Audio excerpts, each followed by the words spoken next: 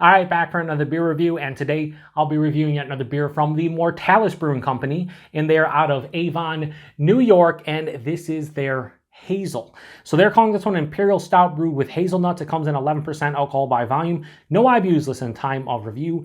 This bottle is approximately 6.5 months old. So first things first, despite the fact on the bottle that they say Imperial Stout brewed with hazelnuts, I'm pretty sure this is an Imperial Coffee Stout because on their Instagram page, they said this is brewed with cold steeped coffee and they call it Imperial Coffee Stout. And same thing on the Untapped page for this beer. So pretty sure this is Imperial Coffee Stout brewed with hazelnuts and they're using cold steeped coffee for the coffee. So anyway, I actually picked this one up back in late February, I believe, of this year. They released this one at the end of last year, which is why it's 6.5 months old.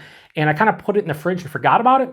And recently I was like, oh man, I still have that beer. So I'm hoping that the adjuncts have held up. It's been in cold the entire time. So I'm hoping that everything's cool. We will see, but this sounds quite delicious. Imperial Stout, coffee, hazelnuts. Yeah, I'm here for it. So let's give this a pour, see what we got going on here. Yeah, it's looking nice and thick, syrupy. Not over the top, but it's definitely looking like, do something like that. I want to get my nose in there. Don't want to pour the entire thing. A little bit of a cheat, like always. That's nice.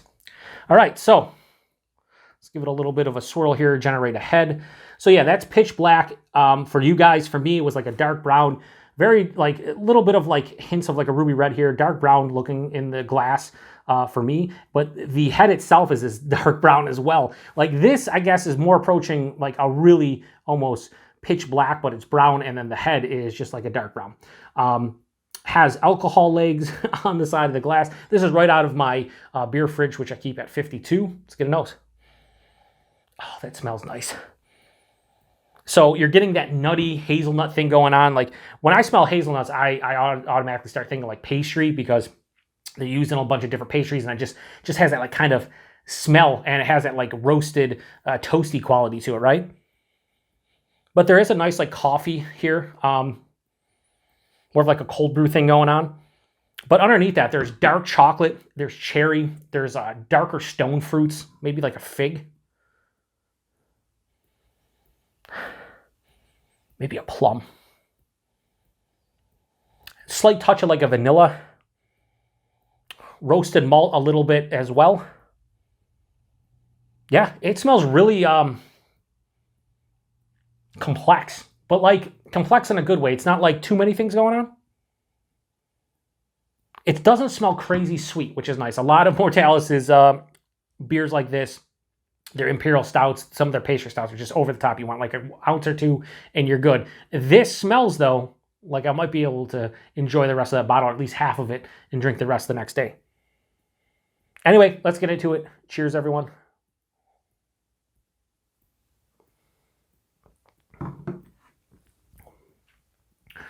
That's really good. It is sweet, but it's more decadent and rich than it is like cloying and over the top. Nice.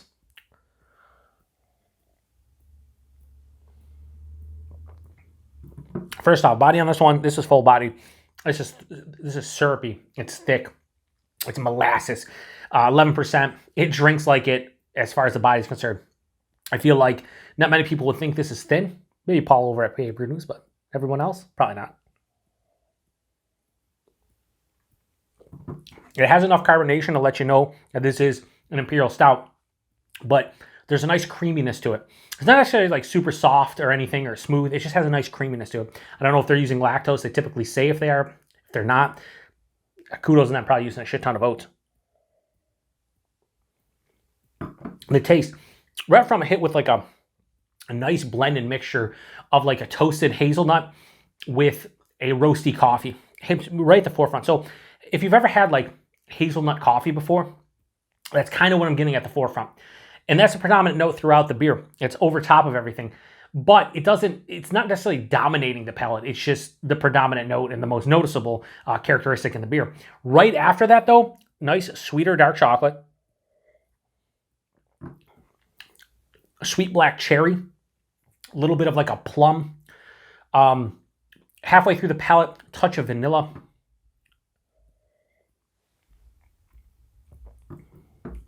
Finish is sweet. It's definitely a sweeter beer. There's a nice semi-dry kind of alcohol feeling. There's no bitterness here, but that dryness kind of stops it from being cloying. I will say, this is definitely a sharing beer. This would be the definition of a sharing beer for me. It's you know, a 500 milliliter bottle, 16.9 ounces. I would love to share this at the very least with 2 other people, and preferably 3, so we all can have like around 4 to 5 ounces. I don't think I'd want more than that in a single sitting. So what I'm going to do is probably drink the rest in my glass and then cap this, drink the rest tomorrow, or maybe share it with my pops or somebody else. Excuse me. I think what I have in my glass is going to last me for the next half hour, 45 minutes. Just going to sip on it. If you like hazelnuts and you like coffee and you like Imperial Stouts, can't see how this is a miss for you. The positives here, definitely get the hazelnuts. The coffee's there. The base beer, you know, you're getting more of that dark fruit, a little bit of vanilla, things of that nature. Maybe the base, like stout itself, like the roasted characters you get from it and whatnot, not as prevalent in this beer.